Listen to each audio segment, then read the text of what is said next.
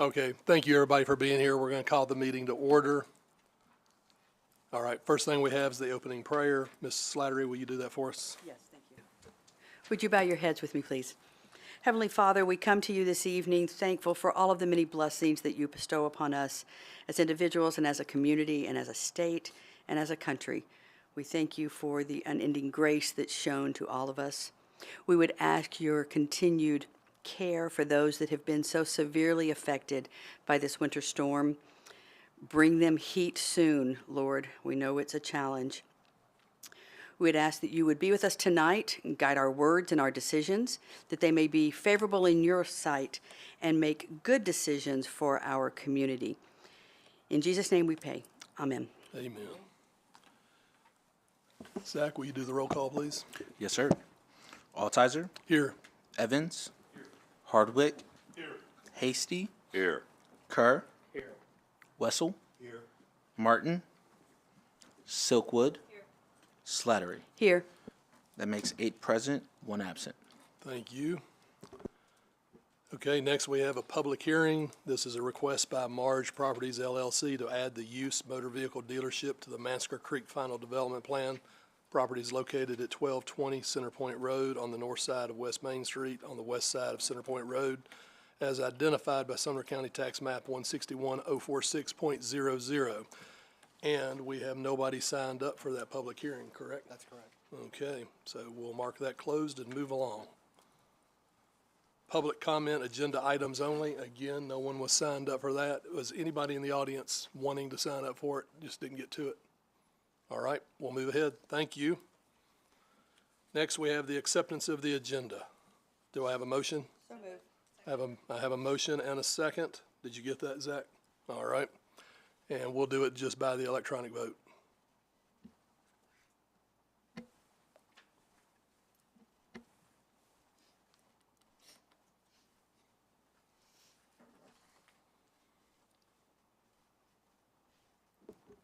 Motion to accept the agenda passed with 8 yeses.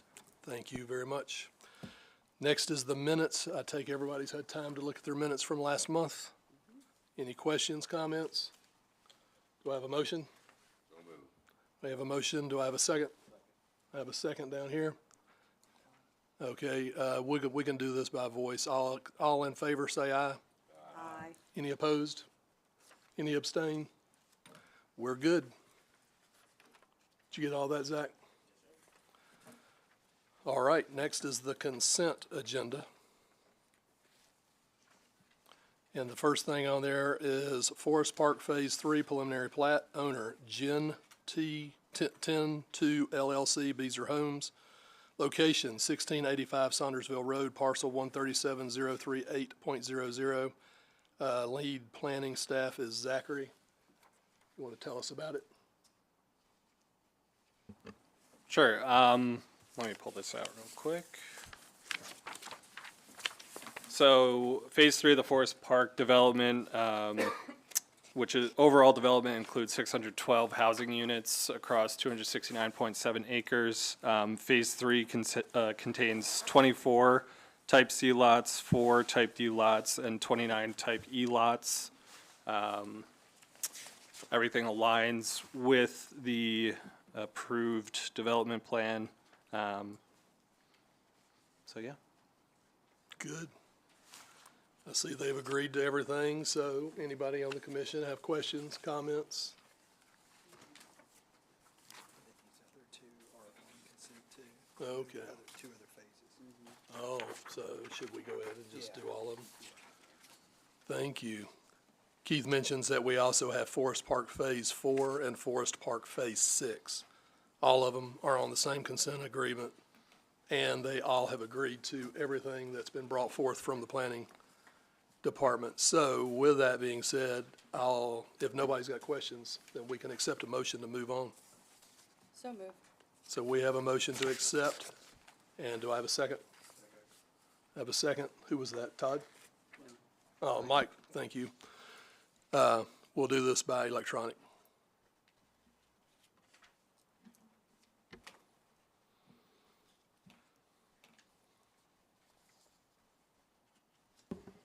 Motion to approve the consent agenda pass with ADSs. Thank you very much. Yes, you go right ahead, Keith. I will mention for the Planning Commission for Mr. Chairman, is that this particular Forest Park development, this will be the last large subdivision that we have in the city. So I just wanted to kind of note that there will not be another subdivision of this size, due to the land that's available and things like that. But I just kind of wanted to mention that. Thank you very much. Next, we have the development plans. Mansker Creek Final Development Plan. It's the add use. Owners, MGM Industries, Justin Bryan. Location, parcel 161,046.00. Lead planning staff, again, is Zachary Coleman. So, Sure. tell us about it, Zach. So the applicant's requesting the addition of motor vehicle dealership as an approved use to the amended FDP for Mansker Creek. The current amended FDP was approved on September 9th, 2025, so pretty recently. The site is located at 1220 Centerpoint Road. It's currently zoned general commercial plan development and consists of 23.18 acres across 3 tracts. Those are track B, C, and D in the FDP. Tractor Supply was previously developed on Tract A of the development, and that acreage is not included in that 23.18 acres. Based on conversations with the applicant, there's a business, a large-scale rental business that's interested in developing Tract C into a motor vehicle rental establishment, which is a permitted use in the current amended FDP. That also sells used vehicles from their fleet. To do so, the motor vehicle dealership use must be added to the approved amended FDP. The currently approved uses are included for your review in the packet. Farm equipment supplies was limited to Tract A in the amended FDP to allow Tractor Supply to operate while preventing the use of other tracts of the development for the same use. In considering the approval of the proposed addition of motor vehicle dealership as a use, the Planning Commission may recommend such conditions and restrictions upon the establishment, location, construction, maintenance, and operation of the planned development as deemed necessary to guarantee performance of all conditions. And then, in this case, in making a motion, in addition to acceptance of all staff comments, the Planning Commission may recommend that the addition of the motor vehicle dealership use be restricted to Tract C, and further restricted to the operation of the proposed business. Applicant has agreed to all staff comments. Thank you, Zachary. So, is anyone here from, would you step up to the microphone, please? Tell us your name, your address. You can field questions from all the people up here. Hi, my name is Ryan Woodson with Barge Civil Associates. We're located at 6606 Charlotte Pike. Yes, we discussed this with planning staff, and we are amenable to just designating this particular use to Tract C, and kind of forfeiting that use on any of the other tracks. So, but this is just add the addition of the motor vehicle sale use, and that would just be for Tract C. So.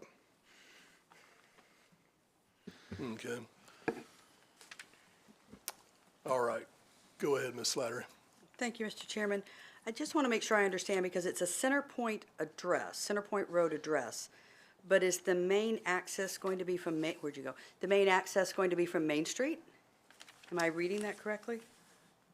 The property is addressed off of Centerpoint Road. There are a couple of existing curb cuts on Main Street, and we believe that at least one curb cut would remain for this tract off of Main Street. Because you can see on the screen there, it would be isolated from the rest of the property, although there would be some shared access drives going through. But obviously, that would all be kind of figured out with final plan. So. Okay, thank you. My concern would be that is becoming a busier and busier little section of Centerpoint Road as people are coming off of Vietnam Vets.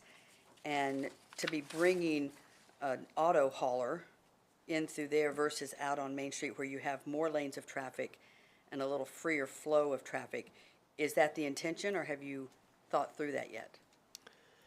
So we are, and speaking for the owner here, still in conversations with a potential buyer who, as was previously mentioned, is a motor vehicle rental company. And so they are still working on a site plan that I'm sure would come back Okay. and be, reviewed by staff at that point. So All right, thank you. Okay, anyone else? I saw somebody else in the queue. Okay, Commissioner Hasty. You're saying a motor vehicle dealership, but you just said basically an automobile rental facility? the request is for an ad use of motor vehicle sales, but it would be primarily a rental agency that was previously mentioned that would sell their vehicles, some of their fleet vehicles after they have. But with a dealership, do you plan on having a maintenance facility? I believe for this particular rental agency we're talking to, they would have some maintenance facility, not a very large one, but a small one on the property. Not like a normal automobile dealership? No, this would be primarily a vehicle rental company with, like I said, some of their fleet vehicles, after they've rented them for a long time, they try to sell those.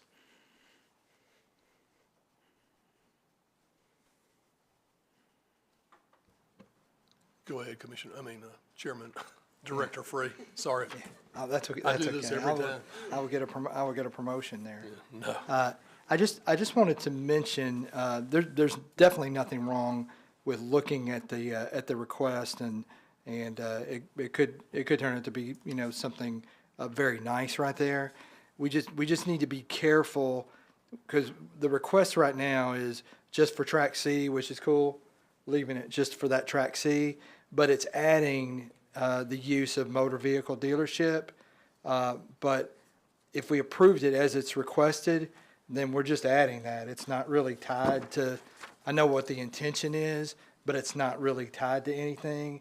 So I just wanted to, for the planning commission, as you move forward, is just kind of realize that that's something that, if approved as requested, without any more specificity of exactly how it all works, then you're approving motor vehicle dealership, which could include a new motor vehicle dealership or used car sales. So it could be either one. But I know that's not the intention of what the applicant is requesting, but we just need to look out for that, to know that, whatever does get approved, that it's kind of addressing concerns, so it's not just a used motor dealership, or for that matter, maybe even a motor vehicle dealership, a new motor vehicle dealership. So, thank you, Mr. Chairman. thank you. Just to, reiterate the points, you guys, is, right now they have the right for a motor vehicle rental establishment. They're asking to add car sales. So, if you start opening up the door for car sales, you know what it could become. So, Can we, and what they're telling you here is we have the right to push it to a certain point, to a certain lot or a parcel. So what do we, as a committee, want to do? What are you wanting to push? What's this parcel? What do we want to make of this parcel? can we limit the auto sales to an automobile leasing facility? I believe we could probably find a way to do that, because they're looking at a nationwide auto rental facility. And then we could probably find a way to tie it to a nationwide facility that wants to sell their used or overflow cars. Okay. And then maybe find a way to limit to a percentage of the available space to that. Or even maybe dictate where that available space is. Because this is the entrance to the city. Right. So do you really want that right up there in the front? Sorry about that. Do you really want it right up there in the front of everything? So those are the questions before us right now. And that's what the commission, that's what the planning department is asking of us to think our way through. I agree, but we got more cars than you can stack right across the road, so they're there anyway and already, but if we could limit the sales to a facility that is leasing and say, I don't know how you would Maybe. govern or Well, I think it'd enforce probably be some safer sort to of. go back to rental versus leasing. Well, yeah. Okay. Well, I'm open to suggestions. Any other comments? I don't think I have a suggestion yet. My concern is that this one little tract would have the ability to potentially turn into Jack's used car lot if businesses change and national rental companies decide to do something else. We've allowed this little tiny piece, to your point, right at the entrance coming into Hendersonville, to be a used car lot. And we've talked about the Westlake District Plan and what we're hoping to do with that end of Hendersonville. So I have some trepidation about allowing this little tiny piece of land to be potentially, businesses change, priorities change, but it could be a little tiny used car lot. Well, it could be unless we're very selective in the way we, Yes. the way we allocate this. I think I like what both of you were suggesting, that it be tied to a rental company. It be tied so that it is an adjacency to their business and not the potential to be Jack's used beater cars. The only business. Yes. Commissioner Kerr, I see you're in the queue. Yeah, this is to the planning staff. Are there any rules or at least specifications around the cosmetics of what that might look like in terms of landscaping? It is kind of the gateway to the city. I mean, are we trying to add any requirements about dressing that track up? When, it might have been a year ago, but it was definitely several months ago, the owner did bring in and kind of clean up their final development plan. And as you can see on this, where the highlighted area is, they've done a very robust buffer right through there with some increased landscaping, as well as what we work with the Jeep dealership across the street, where we have the columns and the fencing. They're going to mimic that over on this side. So I'm pretty comfortable with those elements of it. And as far as the parking lot itself and the buildings, they're going to have to meet our requirements. So there's going to be more landscaping and things like that than, probably a car rental place would even like. But but all those things are going to be required. So I feel comfortable that on the quality of the parking lot, the building, the buffer that's in front of this, I think that'll be fine. And the use that's already allowed is already for a rental car, which, you could have the whole place full of cars. It could look the same as a car dealership, but of course it wouldn't function that same way. And I think it's just probably, as the chairman was saying, finding that right balance that the applicant is comfortable with and the planning commission is comfortable with to maybe move forward with the request, but, making sure we're not opening the door for something we don't really want in the future, which is really just used car sales there, if that makes sense. Yeah, and I agree with that. And I have a similar concern about it being, quote, a car lot versus a car rental location. Just in terms of that area, how many units or how many cars could you accommodate on that lot? Well, the lot right now is 5 acres, a little over 5 acres, but it's heavily encumbered by, as you can see on the screen there, floodplain and floodway, which we're pulling the parking out of that. I mean, I think it would probably be, let me see how many spaces I think we'd have here. I mean, probably 100 or less than 100 spaces, parking spaces, and that would be both for employees as well as the product, the rental cars. So if you went to the rental car option, I mean, having 100 rental cars, that's a lot. I mean, I've traveled a lot in my career and you go to all these different airports. That's a lot of cars to have sitting, for rental. Now, granted, probably wouldn't be 100 units sitting on the property, Right. but again, share the same concern, and I think we should consider offering up some type of amendment similar to what Commissioner Hasty had about rental use only versus car lot the selling of cars. So I just wanted to voice my concern and support for his thought there. Thanks. Any other commissioners' comments? Commissioner Hardwick. So if I'm hearing correctly, we want to say, yes, it's an approved use for car rental. And are you guys comfortable if we say car sales as long as the primary business is rental and the sales is a de minimis use to the rental business? Are you guys comfortable with that? Caleb, you want to?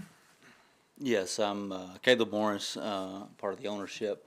Yeah, I don't see any problem with the primary use being the rental agency and the secondary use being the sales of the cars after they're done with their term. Does that solve the issue that if 10 years from now, national car sales or national car rental goes away, I think, buy here, pay here lot Yeah. can't go in there because they're not a rental. They can't go in as primary sales lot because that would be against the use. Go ahead. Well, from what I understand is we need to make sure it's a primary use of rentals, and there are some some car sales companies that can have rentals or leases, which is one of the things I'd like to stay away from. yeah. So it needs to be a predominant business of leasing, of car rentals. If you guys are okay, I will make that motion with that wording. Let me throw one Okay. thing in there. I think one thing we need to include in your motion is just the wording that this using the wording you did, but then addressing the use of the car sales as accessory to Yeah, that so de primary minimis use. accessory to. Then that way it's clear, it's just in association with, and it couldn't be anything that's just freestanding car sales. And if somebody wanted to do that, they just would need to come back and, and add that particular use or get it At that time clarified. and see what the commission Yeah. at that time would say. Yeah, so Is I there, think that would, Before you offer your motion, I have- Commissioner Kerr is in the queue. So, and just to get back, I like what you're trying to do. Should we put borders around what primary actually is? Should we quantify that in terms of X% of your business should be primarily in the rental business versus sale? And maybe that's already embedded, Keith, in what you already do, but I think it's important to put some parameters around what primary actually means. Well, I do like the fact of Yeah. what Commissioner Hardwick was saying, de minimis accessory, which means that it has to be less than 50%, Okay, then that's it. That's the answer. by those two words. So I like the way you've worded that. and you could even say less than 50% Yeah. in your motion. So- That'd be good. If you wanted I to was do thinking that. de minimis, our lawyer's not here, is probably. He's right back there. There he is. What is the legal definition of de minimis? Is it, A minimum amount, but Commissioner Kerr I like his idea. Excuse me, Lance, Jason's losing his mind that he can't hear you. I like, de minimis is minimal, but I like, well, that's why I was thinking it can't even be 48 or 49%. It's gotta be minimal. I think it'd be a good idea, as Commissioner Kerr suggested, to maybe put some kind of percentage on it. What kind of percentage does he? Can I offer up a thought there? I can't speak to that. Yeah. I'm not the buyer as far as what the percentage is. We can definitely go to them and ask that. My question would be, can we do this for knowing this is going to be majority rental company and sales? Can we do this for the first buyer and then have it fall off that it can't be car sales after that? I don't think so. No. Yeah, once it's there, it's there. Okay. I think 50/50 is a definite, that less than 50% is totally doable. Anything less than that, I would definitely need to speak with them on what that percentage is. I just don't know their gonna use a business to third. that level. I'm thinking 80/20. That's, to me, that's de minimis. So, Yeah, I might, and Timothy can maybe chime in on this. Typically, when we're looking at accessory uses, we're saying 33%. I mean, that's usually what we say. I'm not saying we got to limit that here. The planning commission can do what it wants to with it. This is a planned development. But typically, when Timothy and I are dealing with accessory uses that are allowed, we're looking at, hey, does it take up, more than a third? If it does, then you're getting into a primary use. I think a third is manageable. We'll just have Okay. to go and see if we still got a buyer at a third. I mean, Got you. that's up to them. I mean, if they want to come back and argue, we're here next month. That's for them to do, not me. so I don't want to get too much in the weeds, but 30% of what? Of the number of cars sitting on the lot or the available spaces? That was gonna or- be my next comment, was 30% of the business or 30% of the available space? Yeah. Okay, and I think we don't wanna get into the monitoring of people's business. I think we need to get into the monitoring of their space. So I think it needs to be the Exactly, space. so, yeah. Available paved space. I mean, I would like to go 80/20, but I understand the 33%, and I can get there. That would jive up with what we Yeah. typically do. And Keith brought up a point. He said 33% of the paved space, okay? So not the entire outlying parcel that's in the floodplain. Commissioner Slatter. Thank you. So I want to make sure that I'm understanding that, because I agree. I don't think it needs to be a percentage of business. That's not our business. But are we saying a percentage of the number of approved spaces, or the percentage of the amount of paved property? Because that's two different things. I was going to say paved parking spaces. Parking Unless spaces. someone corrects me. Yes, I'm happy with that. Thank you. Any other commissioners, questions, comments, input? Commissioner Hardwick, if you're ready to offer your motion, I'm ready to hear it. You guys correct me if I don't get this right. So for Lot C only, in that rental is an approved use, as an accessory of no more than 1/3 of the paved parking spaces that are on the site plan, a de minimis use, they can sell their used fleet that comes through normal turnover of the fleet. Okay, and I'll second that motion. Now, the next thing we need to do is vote for it electronically.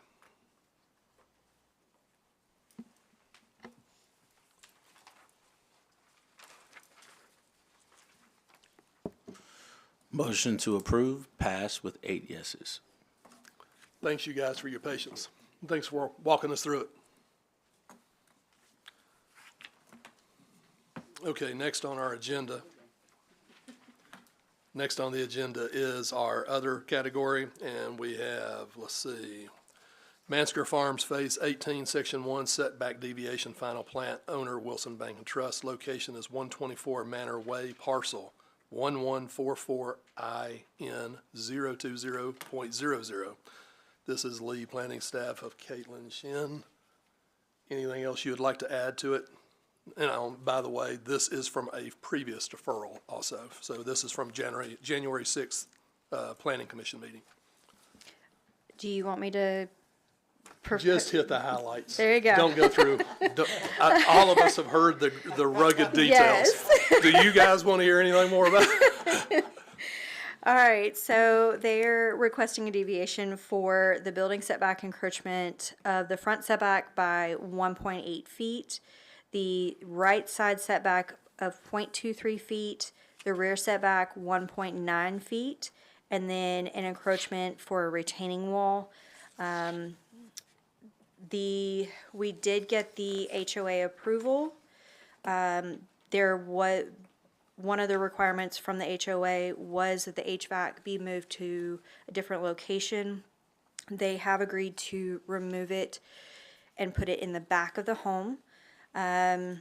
And there was one other stipulation with the HOA approval, but I'm going to actually let the owner or the applicant's representative discuss that. They Thank you have very much. agreed. They have agreed to all staff comments. Thank you very much. Will you step forward, Marty? Tell your name, address.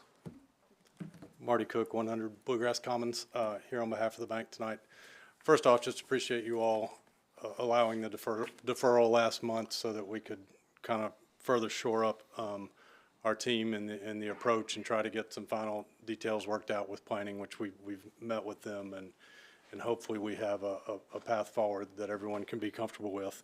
You know, the goal here by the bank is to make this property marketable so they can sell it to an end user who can make these repairs and make this a home that someone can live in and that the neighbors won't see as an eyesore and the city won't see as an eyesore. And, you know, the bank has been dealt a pretty unfair hand here and has already, you know, foreclosed on this property at a loss. They've expended considerable resources getting it to this point just so they can be able to sell a unencumbered piece of property to a buyer. So a couple of things just to clarify. As Caitlin said, the HOA had two requests. One of them was to move the HVAC unit to the back of the home, which the bank is agreeing to go ahead and do that at their expense, do that now. Their second request was related to a concrete pad behind the garage, and for reasons that are over my head, but we have contractors here that can address this if needed. To do that concrete work, that needs to be part of the larger overall construction project related to the structure and the driveway, and it would not make sense economically or I think from even a construction or engineering perspective to do that piecemeal, not as part of the whole project. So the bank's certainly not opposed to that and is willing to make that part of the requirement for the ultimate end user, but they don't feel comfortable doing that themselves right now. So that is one thing that we would ask. You know, the goal again is simply to have these variances on record so that it runs with the property, makes them be able to sell it, and allows the next owner to do the work that's necessary to bring it within the variances that we're requesting you all approve tonight. And one thing, one additional thing the bank has agreed to do, while the bank would not, does not wish to have any hard and fast deadlines on them as to when the property would be sold or when work would be done, because that's simply difficult to know. They have agreed, and we've talked with Keith about making sure that they do stay in communication with the planning staff as far as how their marketing efforts are going, whether they have a contract in place, and when they expect it will close and the new owner will begin work. So we're certainly willing to do that, and the bank is more than willing to do that. So that's our request. If there are any specific questions about the actual work that would still need to be done by the next owner, then the Derek Free is here, and he's a contractor who can address that if you have technical questions on that that are over my head. Thank you. Commissioner Kerr, I saw you were first. Yeah, thank you, and thank you for the presentation. Just a couple of follow-up questions from previous meeting. So the way you described it to me, it sounds like the bank is not going to correct the deviations. They're going to sell it to somebody else at some point that's going to correct the deviations. And the goal today was to get the deviations technically on record so the new buyer, whenever that is determined, would make these fixes, right? That's correct. That's a little bit of a change from where we've been going on this, I think. I think the last couple of meetings, well, I think a few of them have been deferred. the bank was actually going to do the changes to the property. We had the contractor here talking about, and I had asked at a couple of meetings to come up with, a budget, what that looks like, and is the bank prepared to fund that? So going from that to now the bank's going to find a buyer and they're going to fix it is a little bit of a change to me. It is where we were headed. So, and I hear you on the timeline, and I can appreciate that. I'm not as focused on the timeline of the sale as I am timeline of the fix, and that's really what I'm focused on. So, and it's great you guys are looking at maybe a plan to sell it and have a new buyer do the work.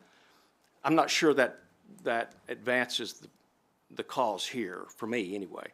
My approach is to make sure we get that eyesore fixed for the neighborhood. So maybe, I don't know if it's a representative from the bank, can talk to us a little bit about how this has shifted between two meetings. I certainly would appreciate that. Sure, and I think if Wes wants to speak, but I mean, part of that, I think, was as this developed and the cost of that became more apparent, that did tend to shift the thinking in whether that's something the bank could undertake versus someone who is truly going to invest in this as their home. Commissioner, yeah, thank you for the question. So that's exactly right.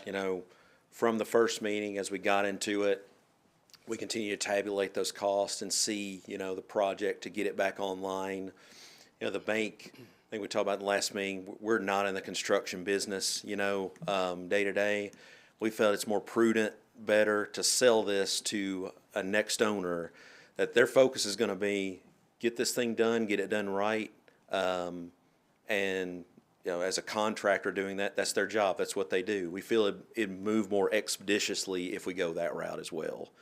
To kind of frame the cost, I guess, as Marty said, so far, we foreclosed at a loss. We spent about $50,000 so far on getting HOA fees current, taxes, surveys, trying to provide clarity for that process for whoever takes it over.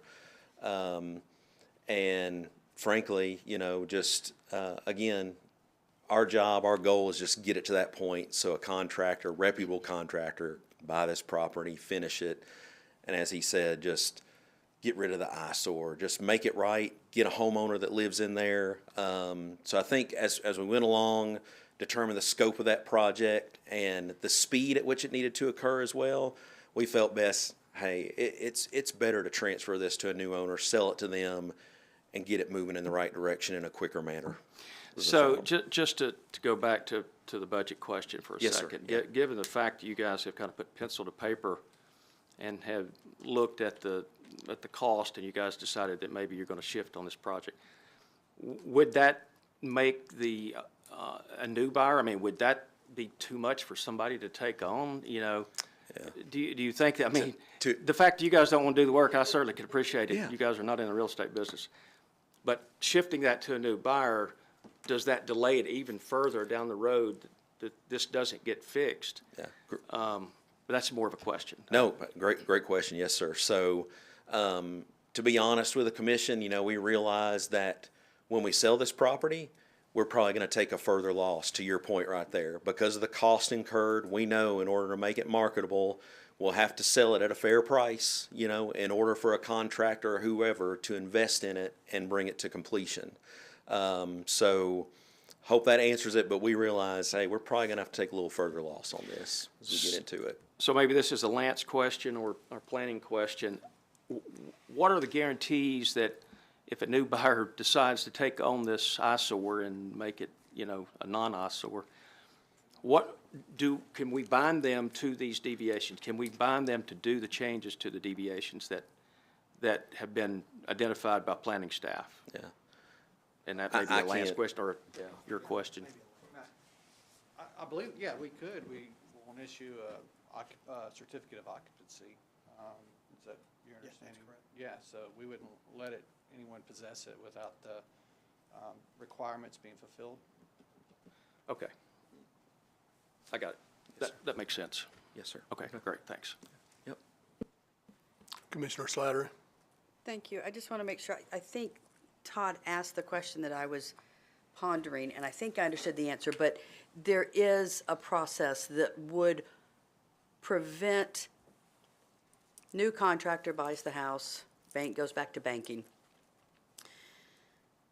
Contractor doesn't do everything.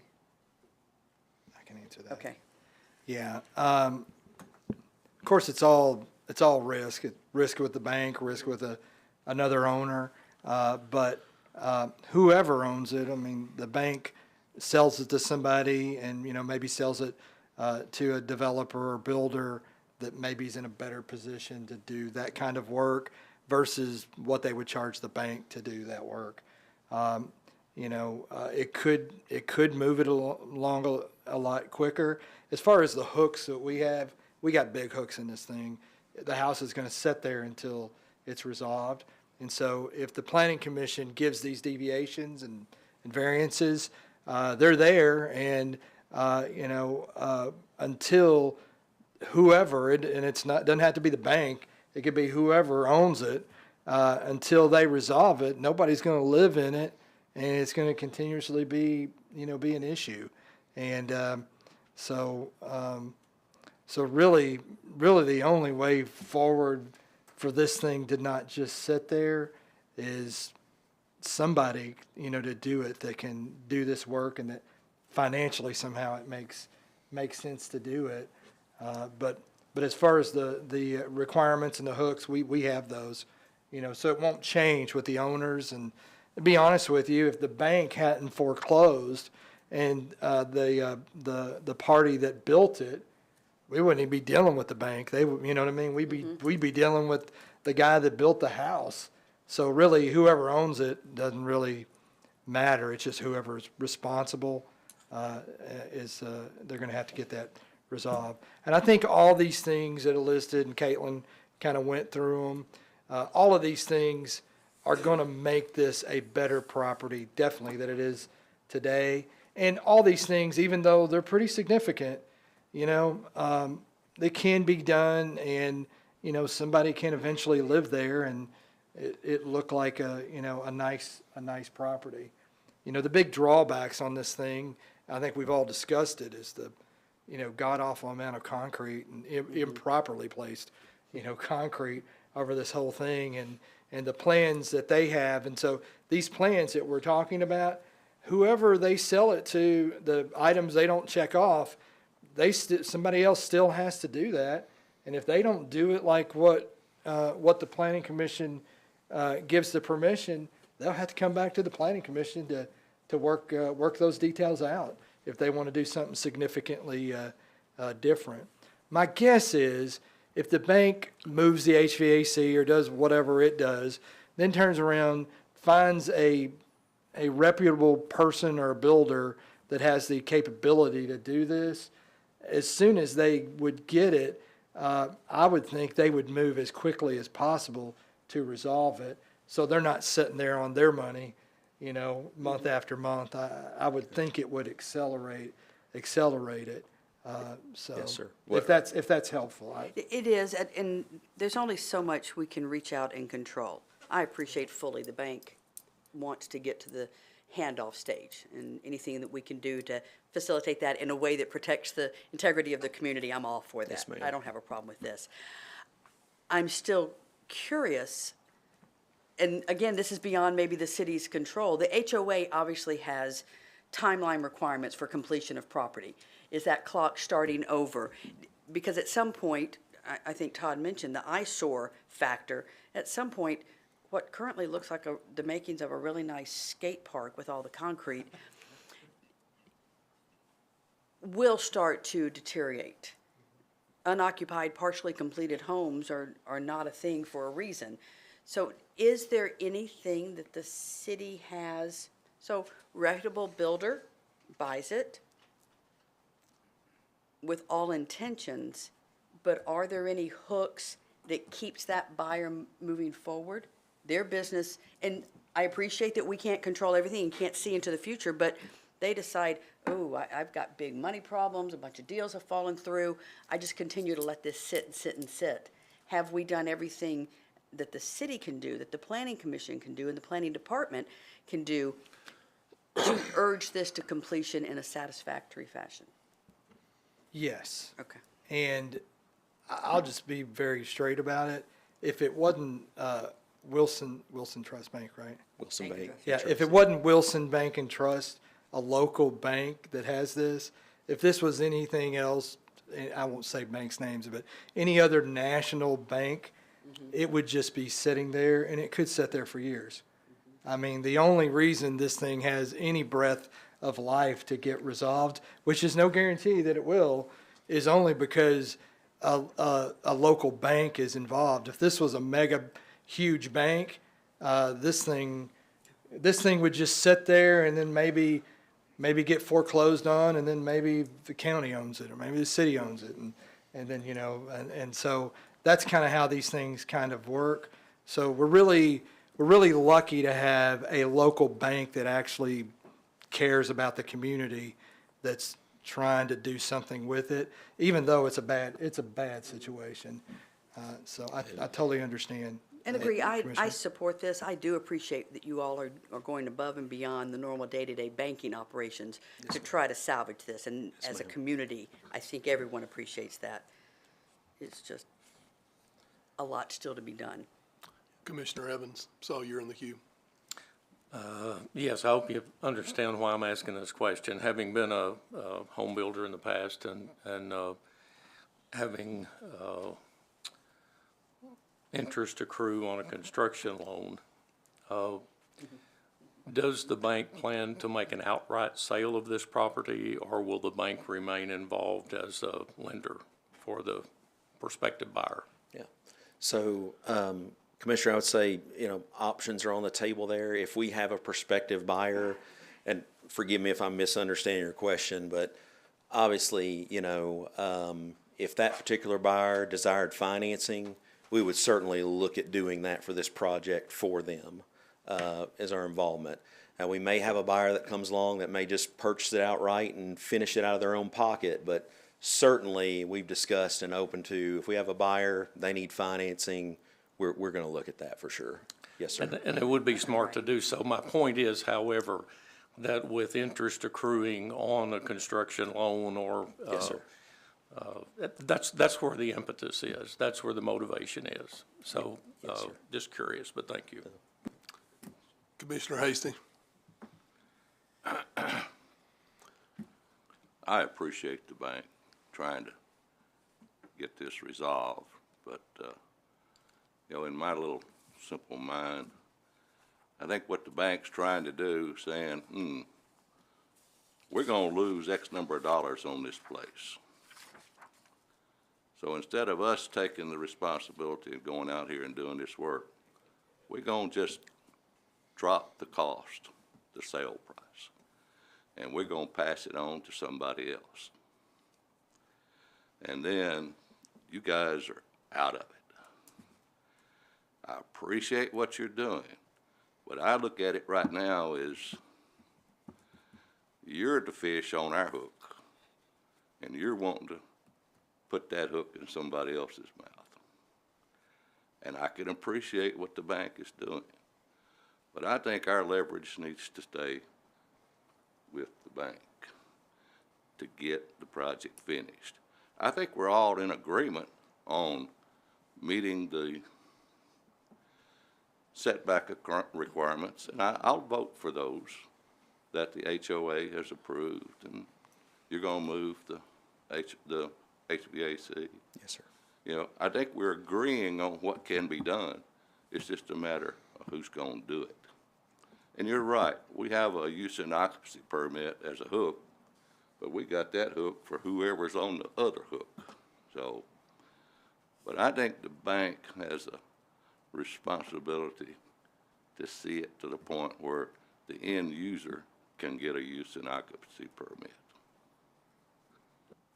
Commissioner, if I may respond. So to kind of go back to, and thank you for that comment, kind of going back to the beginning of the process, when we foreclosed, we had a conversation about this, and kind of what Keith said a moment ago, we have a choice. You know, we can, whether the bank is involved in the construction process or whether we're not, and we sell it, what we have got to do, our responsibility in the community is to provide clarity for somebody else to finish that project out. Because we have seen, look, we've seen mega banks before where they do let these properties sit. You know, we've got offices here, and like we've got that tie, so we wanted to, regardless of which route we wanted to go, we wanted to spend the money, get these plans, and provide clarity so that it can get done. And I understand, yes, sir, what you're saying. That was just a thought. So, yeah. Well, again, I think we all agree on what has to be done, and we agree on that. Yes, sir. It's just, are we gonna get it done now, or are we gonna let you sell it and let the next guy do it? That's the question, in my opinion. And I think the guy that we're dealing with is the one that should get it to the point where the end user can get the UNO. Commissioner Hardwick. For Commissioner Hasty, would it be, and I need to ask the bank if they would agree to this, that once they sell, their buyer has 6 months to start the work, or they lose all the variances that we've approved? That, because if they sell to a reputable builder, they're gonna want the work done, and especially if they know they lose their right to the variances if they don't get it in gear and get started. But if And the they reason I bank- say 6 months is, if the bank has sold it, we're just at their goodwill that they're That gonna is do true. this for the community, and we have no recourse whatsoever. our recourse at that point is to whoever they sell it to. Right, that's to the buyer. So we're just gonna kick the bucket down the road, maybe. And I understand, I just think that if a builder is gonna buy this, they're buying it for the reason they wanna make money. That they see that they can buy this cheap from the bank wants to close their books and get rid of it. They're gonna spend it, make money. And that's all good and well, but, you know, do we have the assurance that that's gonna happen? We do Is it not. just another risk that we take? It's a risk that we take. But I hear what you're saying. That's why I was thinking if we put something in there so that whomever buys it from the bank knows, hey, I'm buying this with a condition that I gotta get it in gear. Lawyer Lance, you may be the best one to make some suggestions here. Is the question, can we put a time limit on the variance? Well, I think it's more, you know, can you tie the bank and the future buyer together in making sure this project gets complete? And can you put them both on the hook For a variance? for, It's what we're talking about. for the completion with these variances that have been granted? Because No, what I you're don't hearing think so. here is they want to see completion. So the two lawyers are shaking their head no. I don't think you can. It runs with the land regardless of the owner, but I believe that you can put a condition on the variance that it expires at a reasonable time. Although these gentlemen probably don't want to hear that answer, I think that is something that you could do. As long as it's reasonable and rationally related, you can put a timeline on the variance for the conditions to be met. That's related to the variance. Right. Thank you. Does that answer questions for y'all? And Commissioner Kerr and I had that conversation earlier, and I went back. And I agree with Lance on that you could do a time frame, but all of the other stuff is kind of getting outside the boundary of the request for the deviation.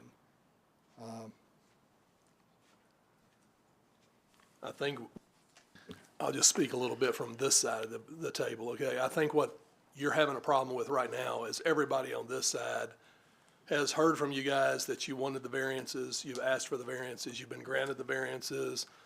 You know, the planning department has worked with you on all this. You have most of a plan laid out, you just don't want to execute it. And we want you to execute it. That way it's done. So can you find a way to get to execution? Because you've been generously granted a lot of waivers by a lot of people, including the HOA. you know, and the neighbors over there. So with that, can you get to a final execution? I mean, if you walked up here and said you got a buyer on the hook right now that we could talk to and make him commit to it, that would be probably something you could live with, but you don't have that. So, Let me ask one question, and maybe it goes back to Lawyer Lance for just a second. What if we, and I'd love to see you guys sell it. I would. I mean, if we could get it fixed and sold and you guys are off the hook and everybody's happy. And maybe we can't do what I'm going to ask, but I'm going to ask it anyway. What if we put a stipulation, if it's not sold within X months, then it reverts back to the bank to do the project, to finish it? Sure, we can do that. Well, to me, it's kind of, you're getting a hook on both sides, because you still got the bank, the hook, and you've got the process as a hook to get that sale done.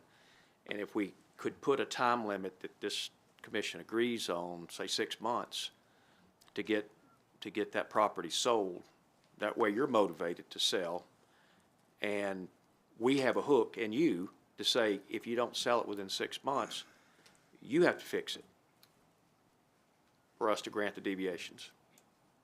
That's a thought. Well, the deviations expire. Yeah. Yeah, like I said, you can do it to where the deviations expire. And whatever time frame that the commission comes up with. I mean, one is a deviation expiring, the other is, have you actually transferred the property to somebody that's actually going to fix the property? Now, I realize the deviations are the hook for the most part.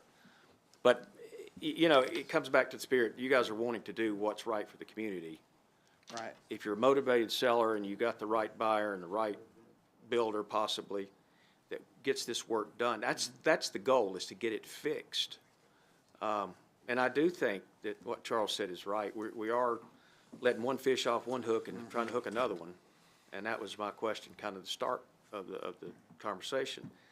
So I would ask, you know, for us to think about a time period, if it's 6 months, if they haven't sold the property, that either the deviations expire, all right, then we're back to square one, or the bank says, hey, we are going to take it from here and we're going to execute and we're going to build this out and do what we need to do. So I just don't want to leave here without somebody on the hook to do this.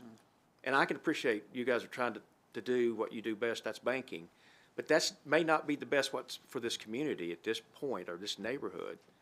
So we've got to be creative. We've got to think outside the box a little bit. This has been 4 years in the making, and we've got to be somewhat creative in how we get there. And we want to work with you guys to get there. I think I hear that. But I don't think I'm prepared to say, all right, guys, you're off the hook. We're going to wait till the next buyer. That doesn't advance the ball at all to me. So I'll leave it there.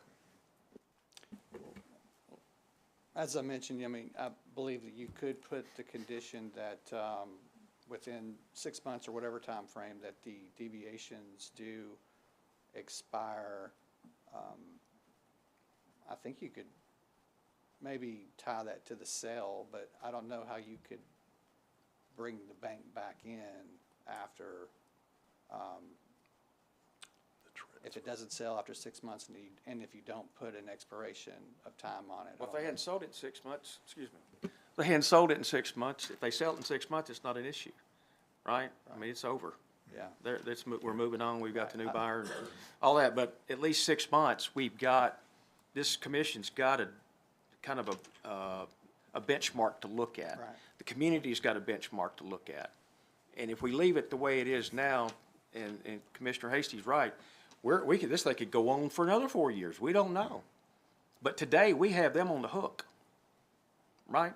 And I don't know that they should wiggle off at this point without some solution.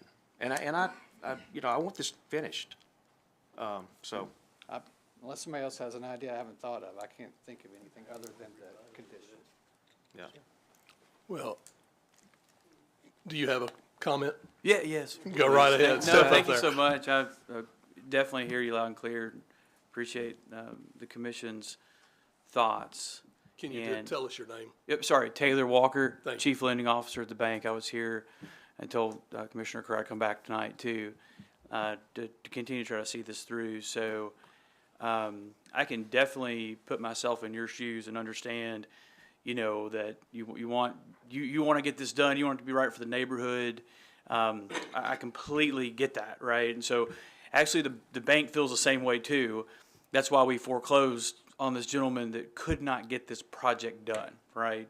And so, you know, we're in the banking business. We make our money off, you know, interest, and we're not in the construction business. In typically in these situations when we take something back, that we foreclose on a property because bad things happen, unexpected, whatever the case may be. That's our, you know, that obviously the collateral piece, and we take it and we sell it at a discount, right? I mean, we're already losing a substantial amount on the project, Commissioner Kerr. I mean, we've already written the loan down. We've got, so, you know, at some point that, like, I also believe in the free market, right? Big believer in that. And so the whole thought process from the bank standpoint is, as we got into this, and all this is a big project, right? And so, you know, this is not something that we have the, you know, staff or ability or, you know, to take on. And the thought process was simply, let's get a clear path for someone that is willing to put their hard-earned dollars out there. I know you're asking, well, what holds them to that? You know, and I keep hearing we're on the hook.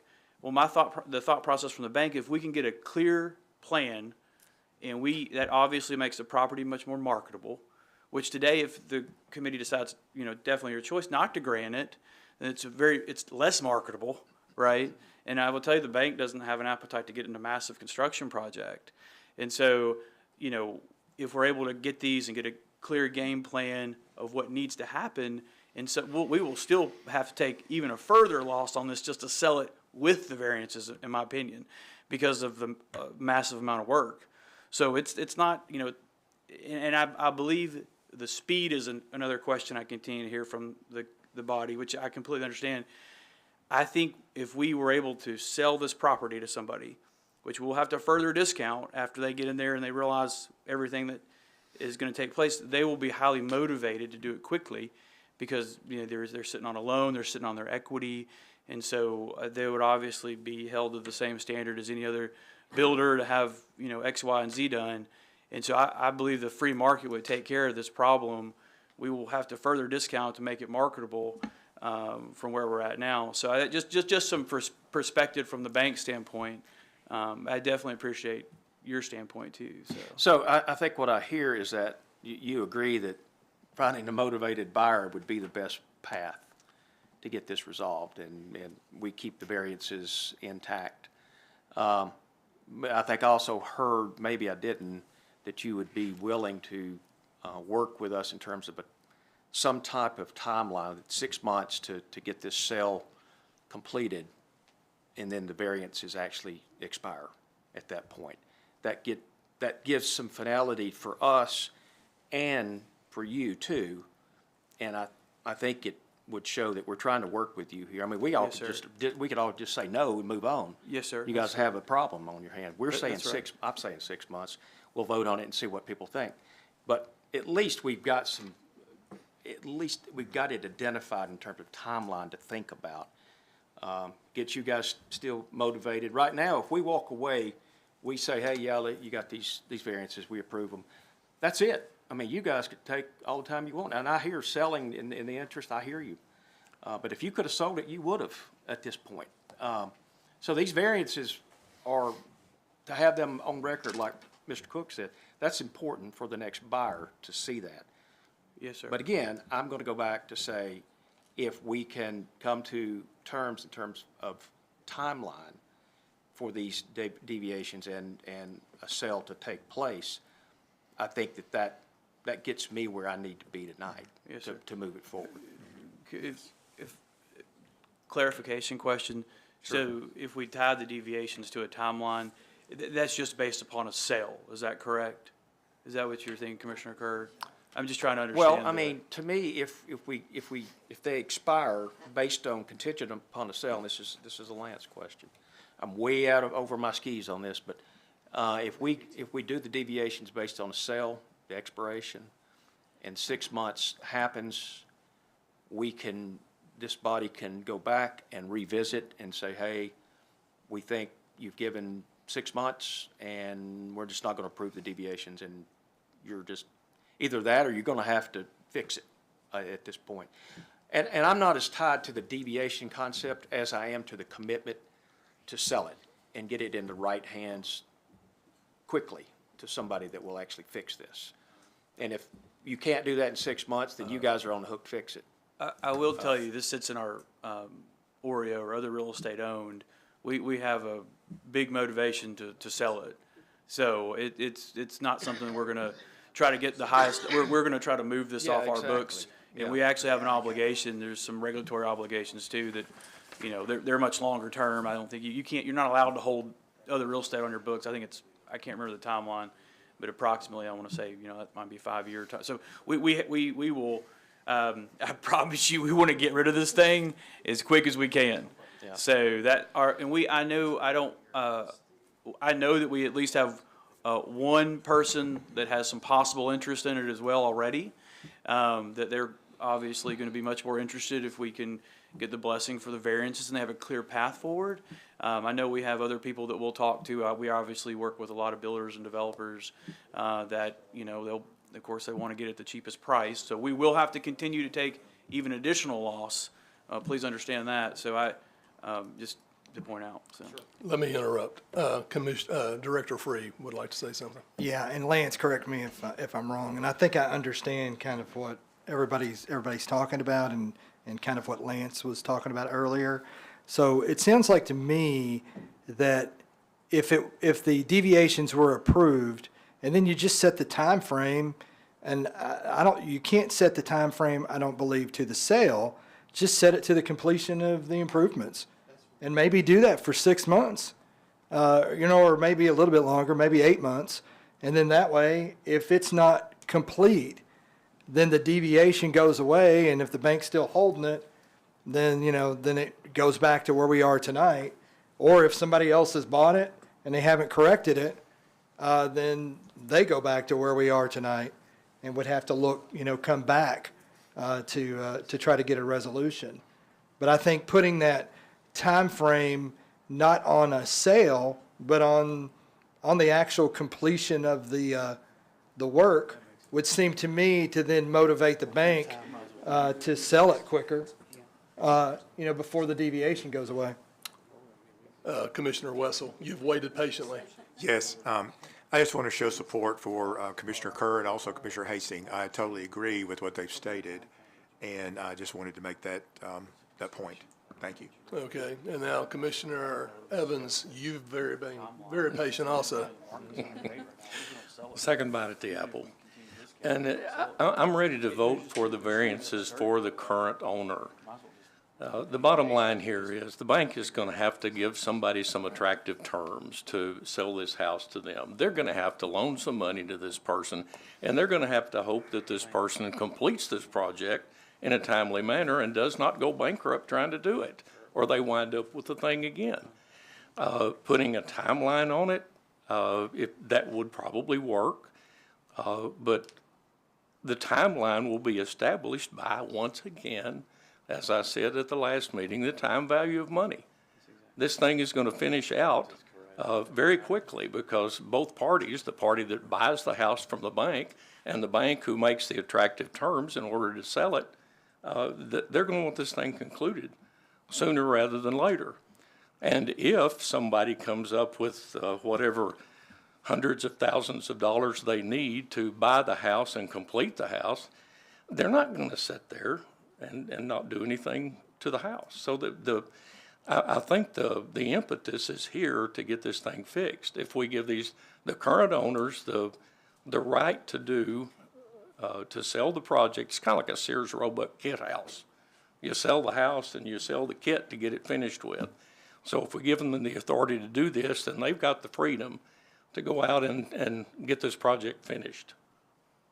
So I'm prepared to vote for the variances for the current owners. Thank you, Commissioner. So now we can keep talking about this a lot and keep going through a big circle. Okay. we have definitely got different opinions in different areas. Now, we can, well, I see more people lighting up here, so Charles, go right ahead. After sitting here and listening to all this, even in listening to myself, Mr. Evans might have a point. What we're doing is just granting a variance or a deviation on setbacks and meeting those requirements. And we're gonna give it to the bank. Now, if the bank drops the ball, they better hope they don't come back to here, because that, we're gonna let you off the hook one time, but We live here too, so. hey, you probably don't listen to the citizens the way we and the Board of Mayor and Aldermen do though either. You don't get that end of it. But I'm inclined to agree with Mr. Evans now. We're gonna grant you the variance. Now, prove to us that you're a good steward of that variance and you're gonna take care of the community. And go with it. Okay. Commissioner Kerr, you have something to say? Yeah, I'm certainly going to offer an amendment to that. I think we should put the 8-month time limit that Director Free had articulated. So the motion is to approve the deviation contingent upon the 8-month expiration. So I've heard a motion. I haven't heard anyone second that motion. Second. So we have a second. What is the 8 months tied to? What happens if something doesn't happen in 8 months? Completion of the deviations. I'll see a lot of heads saying no, so that tells you Just completed, Jason's gonna. completion of the project. Yeah, completion of the project, not just completion of these two. That's what you're asking for in 8 months, is Exactly, that yeah. this thing is now ready for certificate of occupancy, people Ready start to go. hanging curtains and planning Thanksgiving in 8 months. That's exactly right. Happy to state, I mean, I completely understand the perspective and the timeline, right? Because there is, I do kind of go back to, I think it was Commissioner Evans about the free market. So I don't think someone would sit on this. I do believe if, putting myself in whoever purchased, just thinking about timelines, right? And if I put myself in a builder shoes, I believe it makes it less marketable having a timeline. And it's hard on these things, to say exactly when we're going to sell it for sure, right? And so you think about, and if we do finance it, that's obviously appraisal. There's a process, building and construction. So we do a lot of that at the bank. And I'm not a builder or a developer, but I would tell you that most all projects that we see have two things in common. They typically take longer and they typically cost more. I don't know if y'all have experienced that. And so therein lies the bank's concern with the timeline. I completely understand and appreciate it, but I do believe that makes it less marketable. Therefore, it would possibly sit longer too. I would ask for the commission's consideration on that. Well, if Commissioner Evans is correct, 8 months is not an issue. The time value of money solves this. But if it doesn't, then we're here in 8 months. So, and I think you can still be a good steward of the community and still abide by the 8 months. Well, right now, we have a motion and we have a second. Is there any other comments from?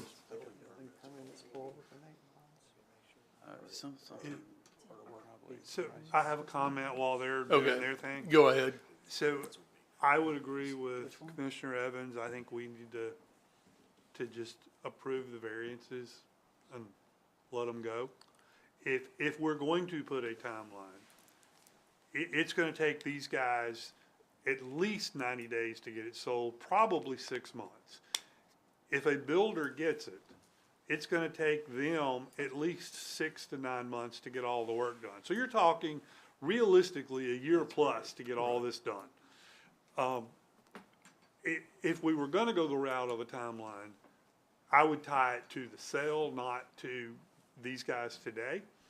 And I would tie it 9 months to a year for a builder to have to do it. But I would rather just approve it straight up the way it is. So my question is, if we have a motion and we have a second, if we vote no or we vote yes, either way.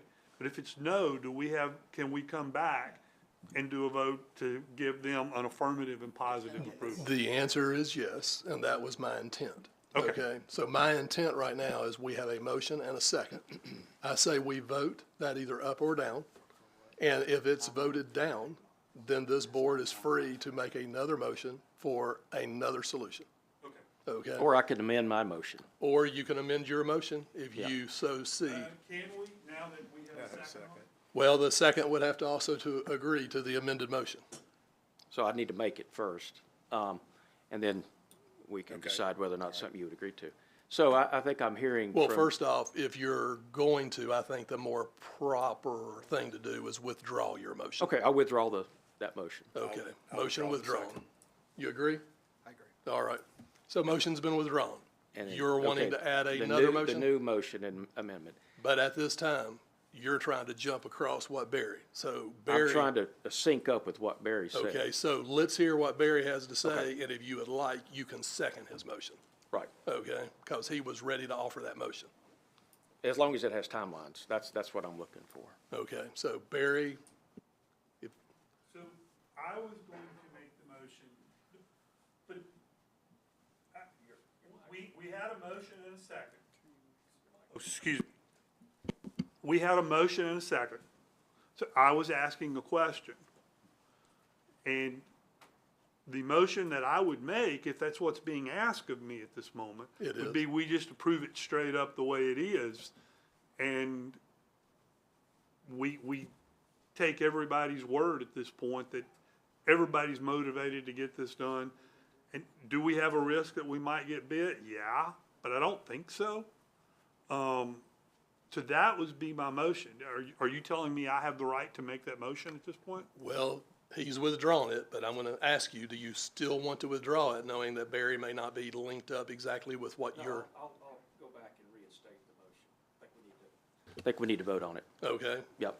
So we'll vote on his My motion. original motion with the 8 month. Am I incorrect?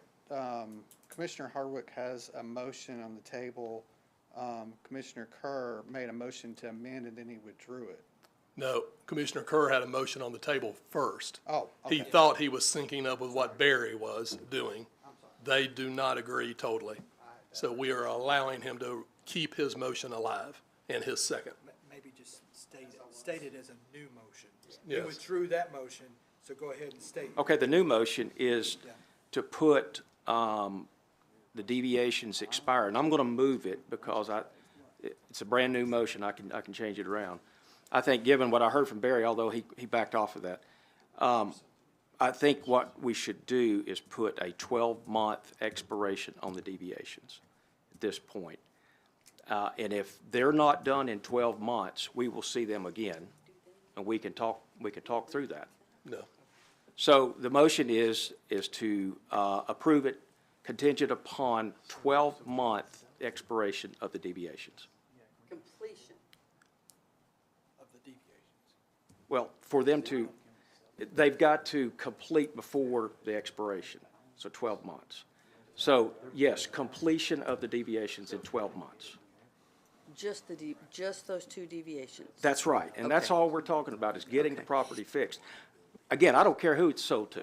I really don't. I just want it fixed. So 12 months to get the deviations corrected. I have a question. Go right ahead. I'm sorry, Todd, I want to make sure I'm still following your motion. Because there are the two deviations, the placement of the HVAC and the Removal of the pad. removal of the pad behind the garage. No, there's more than that. There's a ton more. There's a Yeah, ton more. that's what I'm saying. Are we only voting on those two, or we're voting on everything? It should be everything. All of them. Okay, thank you. Yes. So that's the motion. Thank you. So it was, 12 months. and do we have a second? Okay, we have a second with Commissioner Wessel. I was talking, the 12 months is triggered to what? To the completion of the deviations. When does it start? The 12 months start? Does that mean a UNO? No, No. just fixing these deviations. 12 months from when? So he's saying, Well, they're asking, I think if I don't represent them. You go right ahead. You're on our side. Yeah, believe it or not. But they're asking what if the 12 months started on the sale? And they're concerned about the marketability still, but I'm not trying to. No, I mean, I think I stated the motion. I'll stay with it. So we have a motion, we have a second. Okay, it's time to vote on his motion and his second. Does everybody understand his motion? Any questions of it? All right, electronic vote.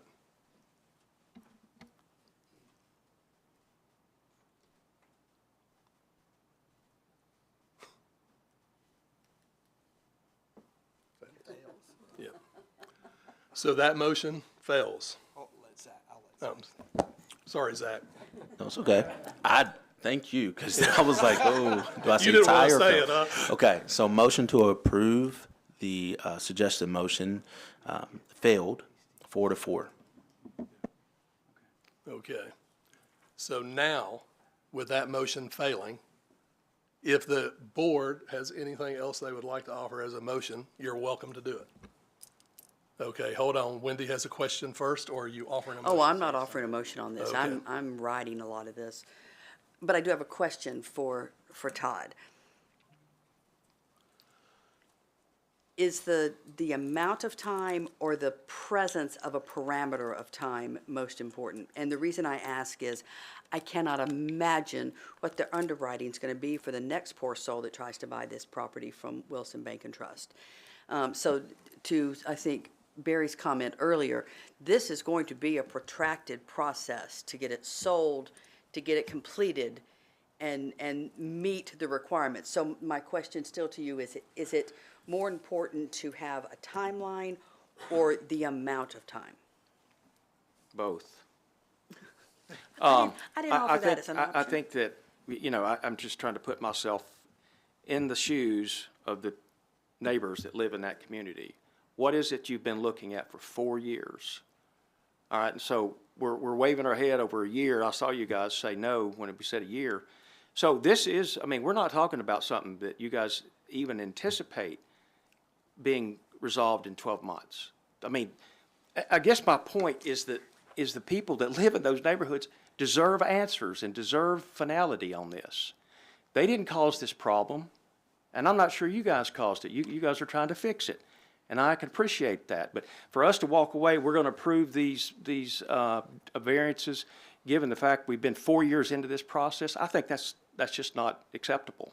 That's the reason I made the motion. So to your question, Wendy, I think it's the timeline itself, the time, not the fact that we have a time, but the time that gets for the neighbors to get some closure on this. So that's where I was. Commissioner, Any other? You go right ahead. completely understand the thought process, and so to your point earlier, the bank also did not create this problem, right? We loaned money. We had a licensed general contractor that obviously didn't do a good job, and so one of the reasons that we foreclosed on him is simply because he could not get the certificate of occupancy. Because we feel the same way, like this has to come to an end. So I completely agree and understand. Now, how we get to that end, is what we're here to, request from the group tonight, that we feel like these variances give it a good game plan to somebody that's qualified to step in, and I do not think if somebody bought this project that they would sit on it for years. I think they would utilize their resources and get it completed, because that's how they make money. Builders typically, they want to move things quickly. In the market, obviously, is a little bit slower right now. And so therefore, I think we'll have to continue to discount. But we understand that the 4-year piece, and we try to work with our customers too. So, we try to give them every opportunity to succeed. And so I think we've both been left with this situation. I would ask that we grant the variances without timelines would be the request of the bank. But I definitely understand your point. I think we'll be able to get it fixed, so, but understand. Would you be willing to come back? Hey, Todd. Yes, I'm There's sorry. people ahead of you. Oh, I'm sorry, my bad. He was talking to me, so I didn't. Yeah. No, he's talking to the board, remember that. Okay, Commissioner Evans. Move to approve the variances requested by the owner. You move to. We're going to a motion. No, To you're going accept, straight to a to motion. pass, to approve the variances requested by the owner. Okay, do we have a second? I'll offer a second, so this gets voted on. Okay.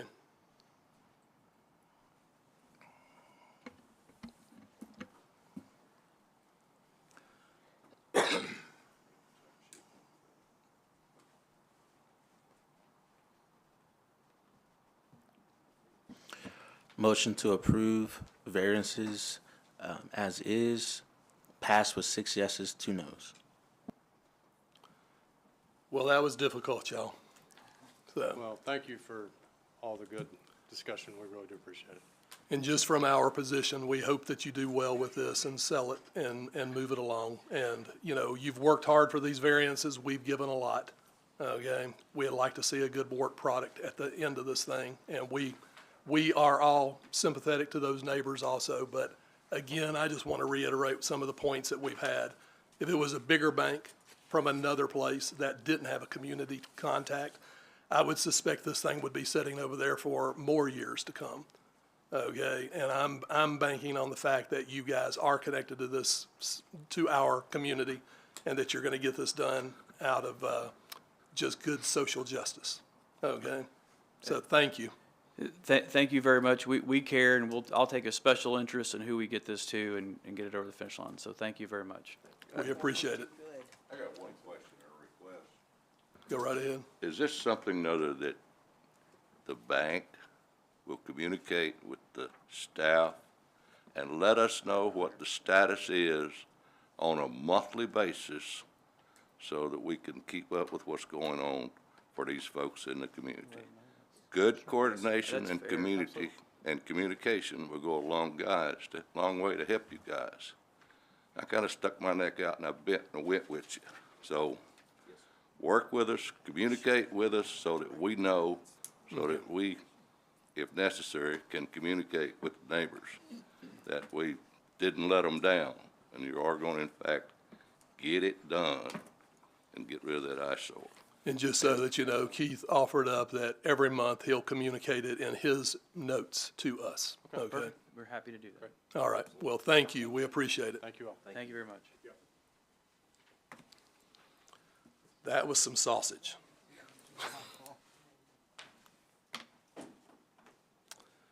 All right. Next thing is an action item. This is a little different, y'all. Westlake Gateway City Entry Sign Monument Design Review. Owner, City of Hendersonville. Location, West Main city limits. Okay, lead planning staff is Timothy Witten and Keith. Which of the two wants to speak? Timothy? Thank you, Chairman. This is completely different. Yes, this is. This, this project has its beginning in the Westlake Plan. Y'all may recall that, among other things, among the future land uses that it prescribed, it also found opportunity for gateway signage and signage to designate the different sub-districts of Westlake, such as Dockside and Anchor West. So the signage there on the screen was just a placeholder, kind of generic signage, although it does look pretty good. So last year, the Planning Department, in conjunction with the Public Works Department, commissioned some concept plans for signage for a gateway sign at the west side of the city. We used a existing on-call contract with Gresham Smith, and Gresham Smith had a existing relationship with the environmental designer. He does signage, and more than signage, does corporate messaging and sign packages for big institutions like international airports and the Mayo Clinic and Sony and these big groups that might have a campus and need integral signage that really conveys their corporate brand. His name is David Park. He got real excited about this project when we gave it to him. Made several trips to Hendersonville and just kind of to pick up on the vibe of the city. So the criteria that we gave him were that the sign needed to be, it needed to express separation from all other cities. Needed to be unique, needed to be memorable, and then clearly convey a sense of transition coming from Rivergate to Hendersonville. We wanted something that really sticks in your mind when you think, oh, we're going to Hendersonville. We want you to think of this, whatever that is. So he came up with these concepts. You got those on screen? Okay, so they're in your staff report, concepts.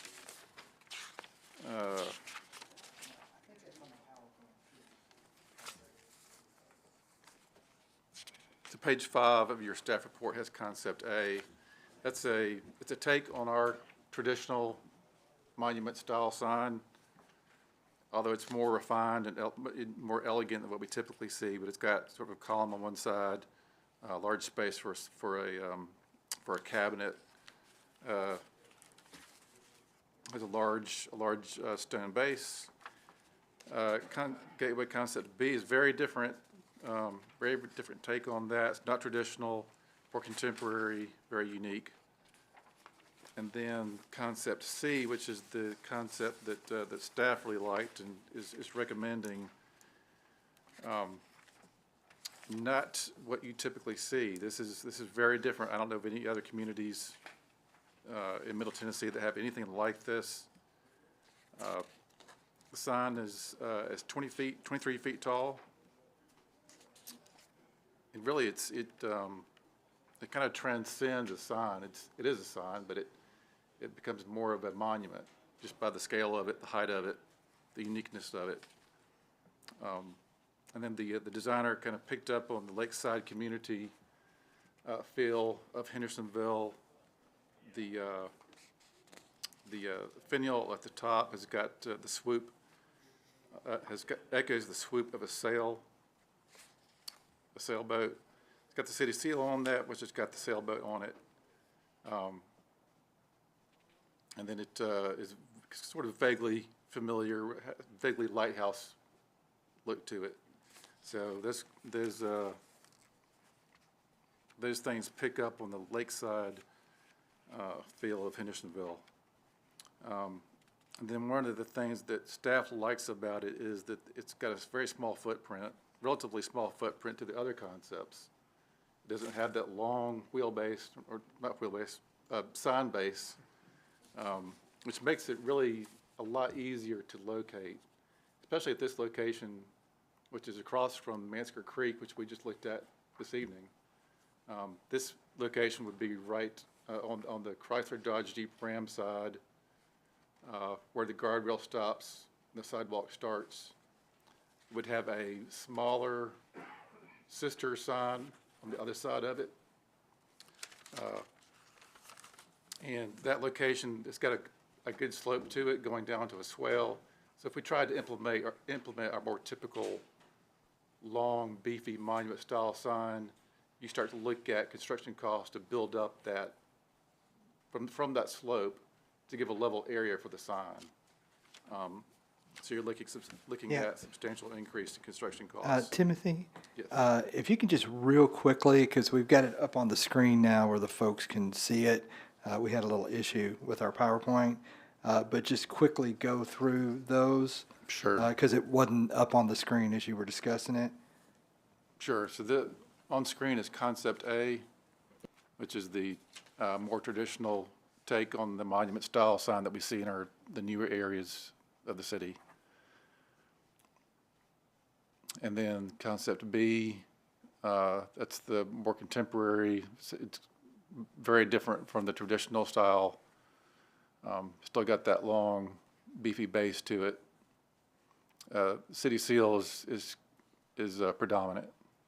There's finials at the top of the columns. That's got the swoop of the sail, so it's also picking up on that lake theme. And then They don't really have dimensions. These are more concepts. They don't have, other than this one that's got the height on it. But I'd say that's roughly right. Yep. And then concept C, which is the concept that staff prefers. It's got the small form factor, got height and scale to it. It's got it's a very memorable look to it. It's something that can be easily be replicable in other areas of the city. We might want to put it on the opposite side of the city or at New Shackle. And something like that can fit within the existing right-of-way. That's what I was gonna ask. It would always fit within right-of-ways if you were to take this model? I can't say always, because But it most depends likely. on how much right-of-way there is. But yeah, I believe in most situations, we'd be able, it'd be a lot easier to find a spot for something like this. Okay. Could you hit a little bit just on the Gateway C concept? Just kind of the materials of the sign that are a little unique? So the obelisk there is a Corten steel, which picks up on the bridge that goes over the lake to the island in the center of the city. That's got a Corten rail to it. And then of course, I mentioned the finial at the top, the cap at the top that's got the swoop that echoes a sailboat. It's got a light behind it with rippled glass that kind of conveys a watery type feel to it. Yeah, so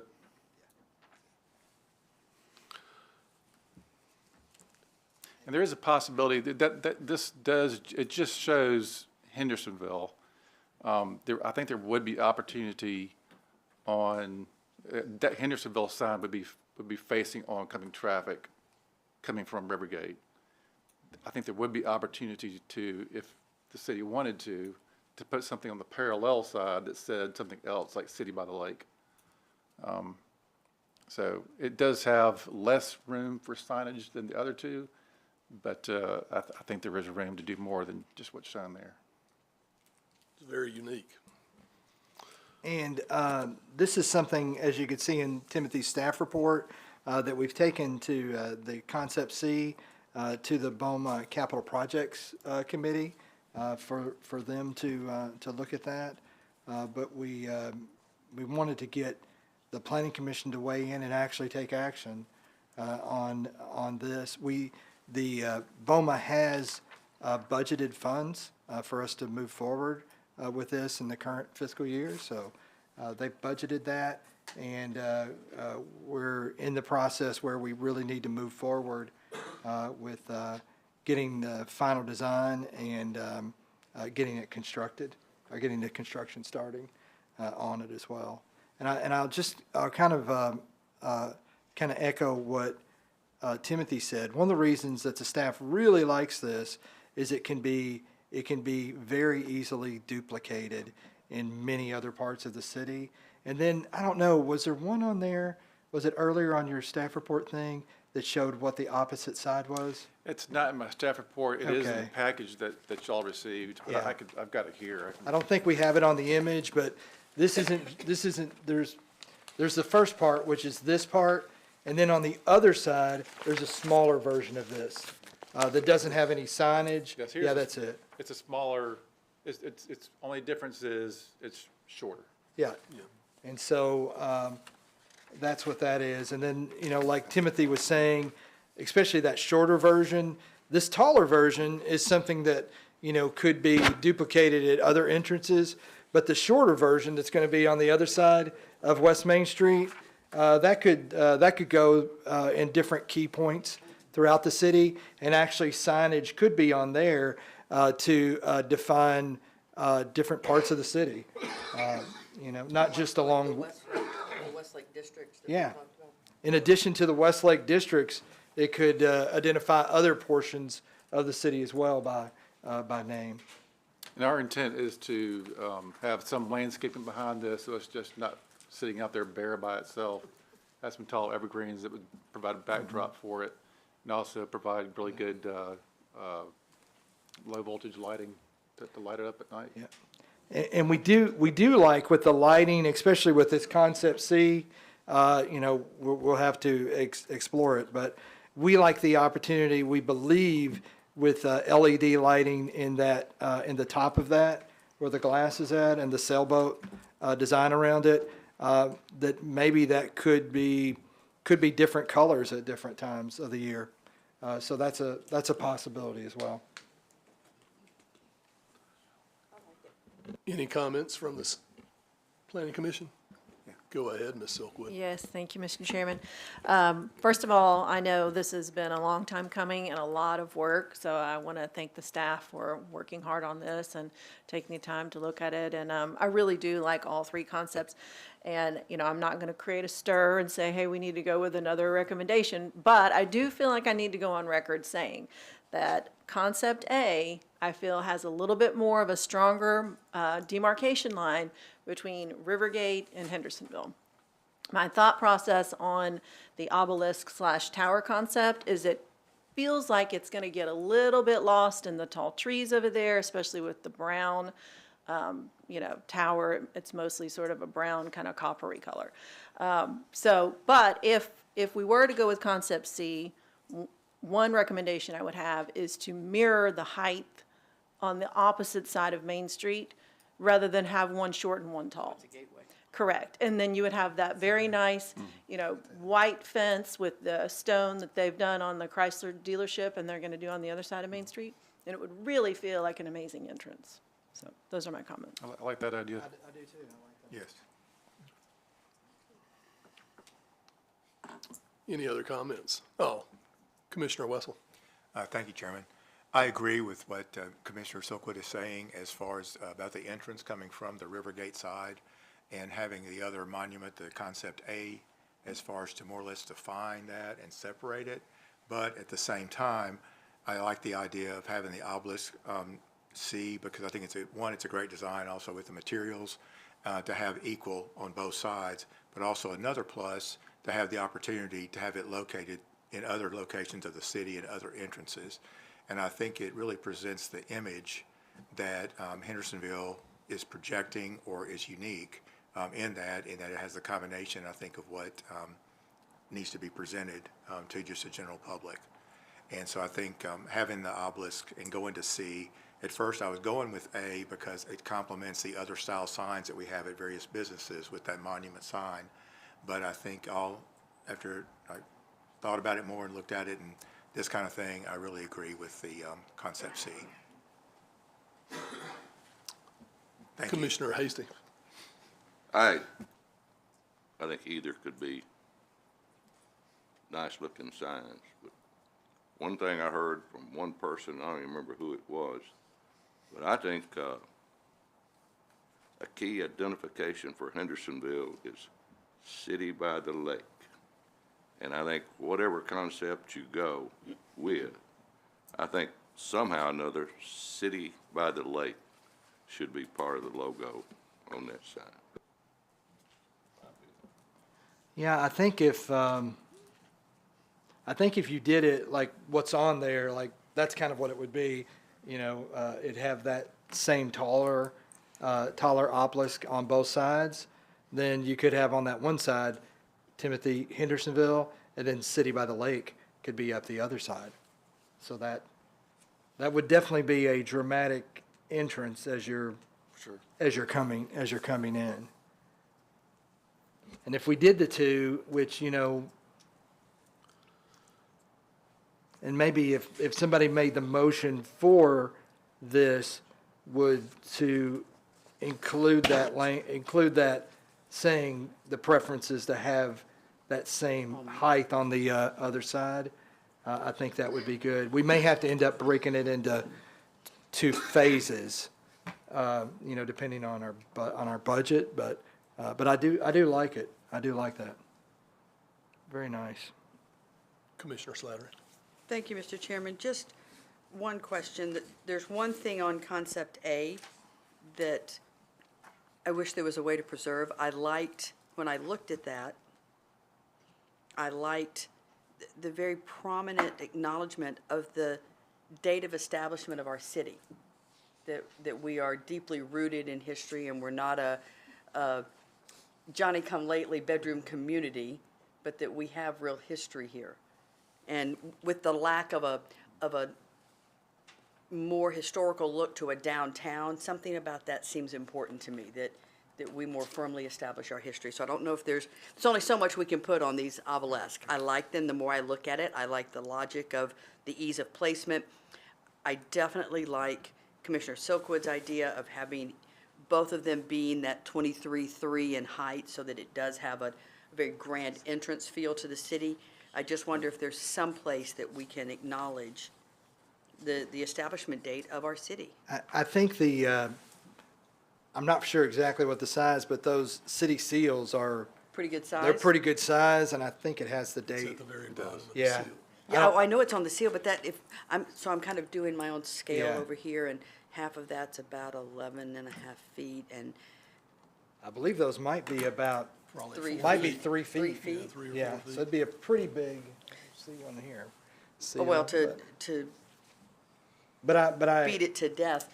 yeah, I was concerned to some degree about where that actually falls. right. As traffic gets heavier on our roads, are you going to see that if you're in the other lane? Are you going to see that seal? Because it's not that far off the ground based on the scale at 23.3. Yeah. So it's just, We can definitely look at incorporating something in there, Timothy, on that date, in addition to that. So maybe I think even there'd on be the a base or yeah. any place. Yeah, I think there'd be a place to put it on there. Thank Like- you.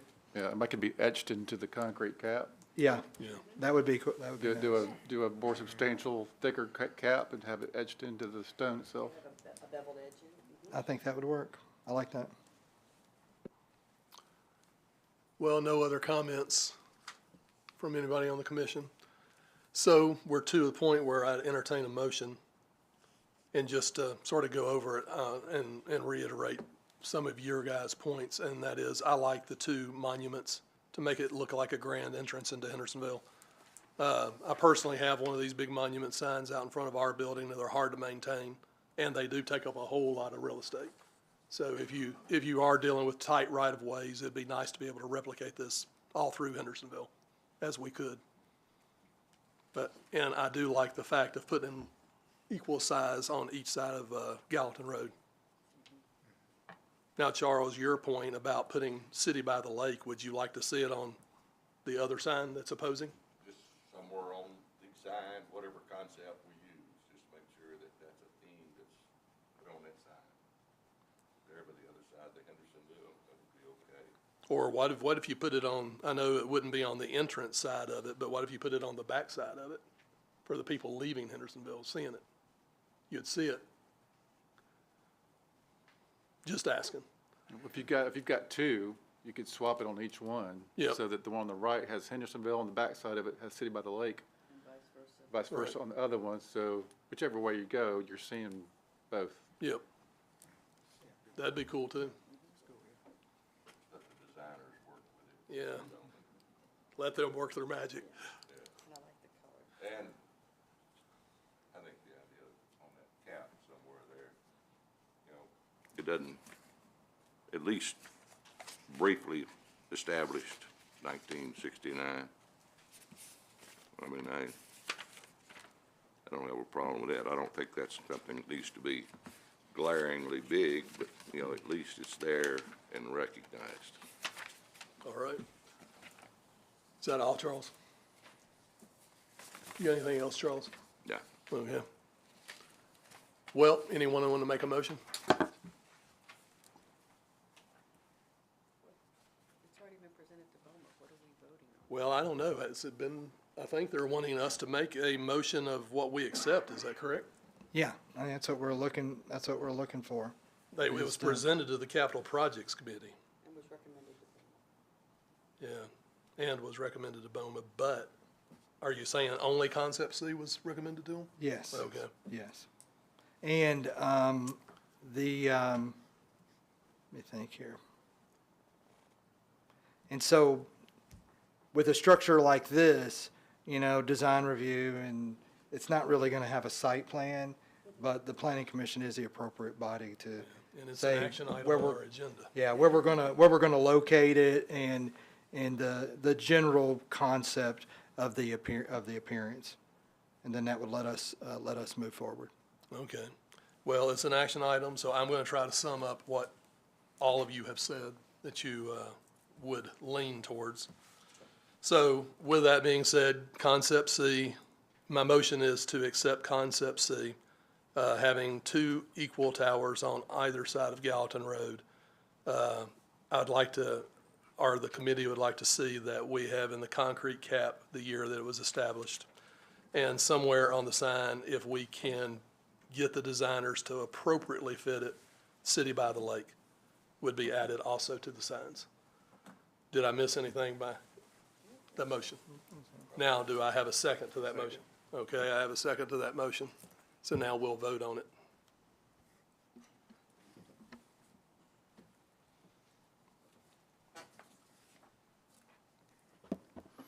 Motion to approve passed with 8 yeses. Thanks, you guys.